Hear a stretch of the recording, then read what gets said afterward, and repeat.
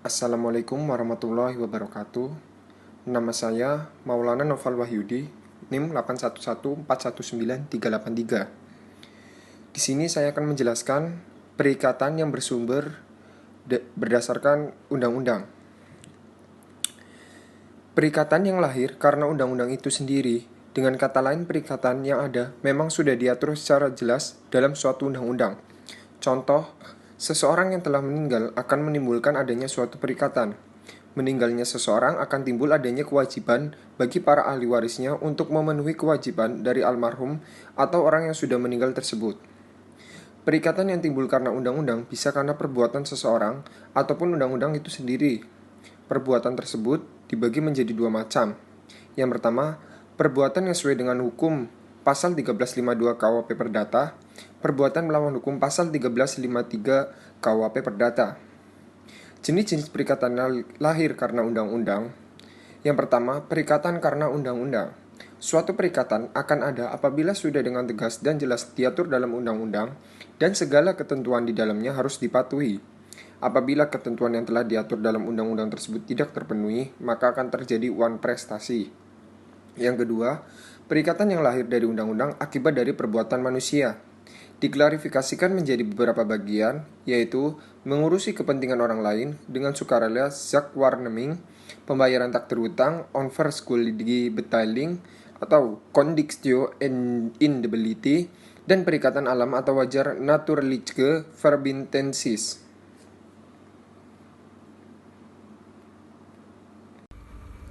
Assalamualaikum warahmatullahi wabarakatuh.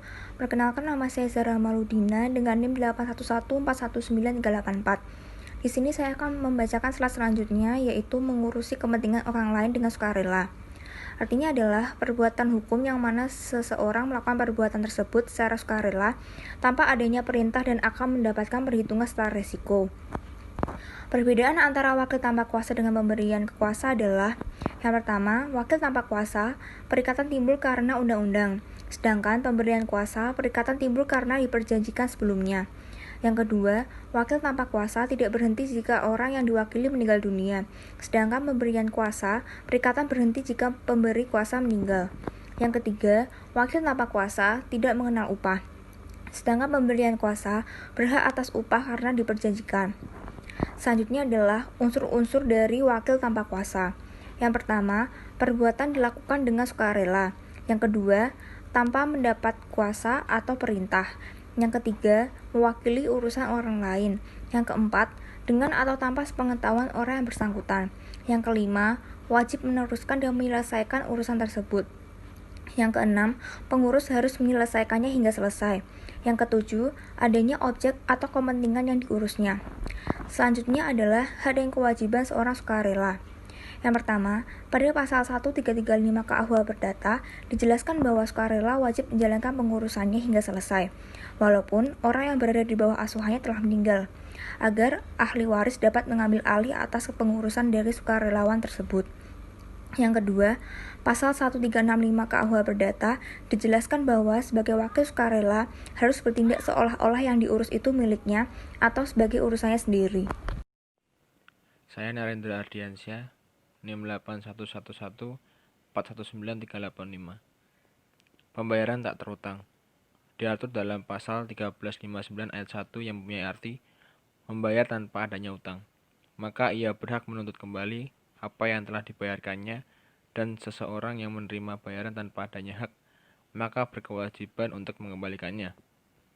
Yang kedua, hak untuk menuntut kembali kreditur hilang jika surat pengakuan utang telah dimusnahkan setelah terjadinya pembayaran. Pasal 1361 KUH Perdata. Pada pasal 1362 KUH Perdata menyatakan bahwa siapa yang telah menerima bayaran tanpa hak diwajibkan mengembalikan hasil dan bunganya, sekaligus membayar ganti rugi apabila barangnya berkurang. Namun apabila barang musnah di luar kesalahannya, ia wajib mengganti harga barang dan juga biayanya. Setelah itu, barang siapa yang itikat baik menerima pembayaran yang tidak terhutang dan telah menjual barang tersebut, maka ia hanya wajib membayarkan kembali harganya, dan apabila dihadiahkan, maka ia tidak wajib mengembalikannya. Selanjutnya, tuntutan kembali atas pembayaran yang telah dilakukan disebut conditio in debit. Tuntutan semacam ini dapat dilakukan terhadap badan-badan pemerintahan. Misalnya, pembayaran pajak yang kemudian ternyata tidak ada pajak, maka biasanya dilakukan meminta kembali pembayaran tersebut. Selanjutnya saya akan menerangkan perikatan alam atau wajar. Terdapat dalam pasal 1359 ayat 2 KUH Perdata. Perikatan alam merupakan perikatan yang pemenuhan prestasinya tidak dapat digugat di muka pengadilan, karena dalam perikatan ini hanya ada unsur skuld tanpa adanya unsur prestasi yang diwajibkannya, yaitu Haftung.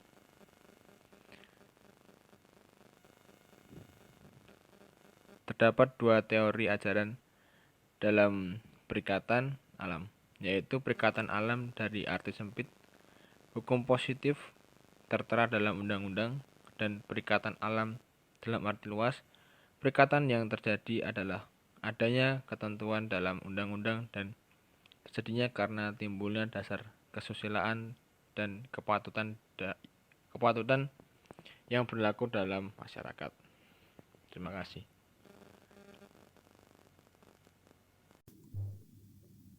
Assalamualaikum warahmatullahi wabarakatuh. Perkenalkan, nama saya Muhammad Riana Fandi, NIM 81114193888. Di sini saya akan menjelaskan mengenai perikatan alam.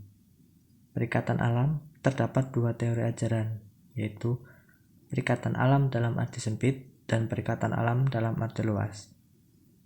Perikatan alam dalam arti sempit yaitu hukum positif, tertera dalam undang-undang, dan perikatan alam dalam arti luas yaitu perikatan yang terjadi dari adanya ketentuan dalam undang-undang dan terjadi karena timbulnya dasar kesusilaan dan kepatutan yang berlaku dalam masyarakat. Selanjutnya, perbuatan melawan hukum. Berdasarkan pasal 1365 KUH Perdata, terbentuklah unsur-unsur dari perbuatan melawan hukum, yaitu perbuatan tersebut harus melawan hukum. Kedua, harus ada kesalahan. Dan yang ketiga, harus ada kerugian yang ditimbulkan. Contoh A. Perikatan karena undang-undang. Orang tua berkewajiban untuk memberikan segala sesuatu kebutuhan anak, serta pendidikan selama masih dalam tanggungan orang tuanya. Kewajiban tersebut tidak perlu dijanjikan dalam suatu keluarga, melainkan dasar penetapannya telah ada dan diatur dalam undang-undang. B. Perikatan yang lahir dari undang-undang akibat dari perbuatan manusia, yaitu mengurus kepentingan orang lain dengan sukarela atau zakwarneming. Mengurus kepentingan orang lain dengan sukarela atau zakwarneming. Contohnya adalah X dan Y merupakan kakak adik yang tinggal satu rumah. X memiliki 3 ekor ayam. Suatu hari, X pergi keluar kota dan lupa menitipkan ayamnya kepada Y. Saat sedang membersihkan kebun, Y melihat ayam X sedang mengais tanah untuk mencari makan.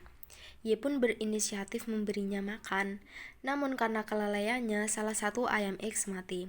Dalam hal ini, X dapat menuntut Y karena pencampuran urusan dalam pemberian makan, diatur dalam pasal 1357 BW. Meskipun dua ayam diantaranya masih hidup, namun Y tidak berhak untuk mendapatkan upah dari X, diatur dalam pasal 1357 KUH Perdata.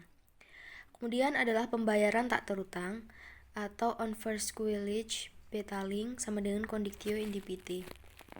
Sebagai contoh adalah A membeli barang milik B melalui media sosial sebesar 5 juta. Namun, setelah 1 bulan menunggu, barang tersebut tak kunjung datang. A yang merasa tidak terima karena telah ditipu melakukan gugatan ke pengadilan negeri. Kemudian hakim memutuskan bahwa B telah menerima pembayaran yang tidak diwajibkan atau menerima pembayaran karena khilaf dari penggugat. Kejadian yang menimpa A terdapat pada pasal 1359 ayat 1 KUH Perdata. Kemudian yang ketiga adalah perikatan alam atau wajar atau naturliche verbintenis. Sebagai contoh adalah Eli sedang mengendarai sepeda motor di jalan raya. Saat sedang dalam perjalanan, tiba-tiba ia melihat kecelakaan. Eli bergegas untuk menolong korban dan segera melarikannya ke rumah sakit terdekat.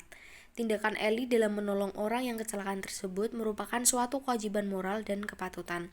Apabila tidak diberi jasa atas pertolongan yang telah diberikan, ia tidak dapat menggugat di muka pengadilan. Sebaliknya, imbalan jasa yang telah diberikan secara sukarela tidak dapat dituntut kembali. Sekian presentasi dari kelompok kami. Apabila ada tutur kata dan salah kata, mohon dimaafkan dengan setulus-tulusnya. Terima kasih.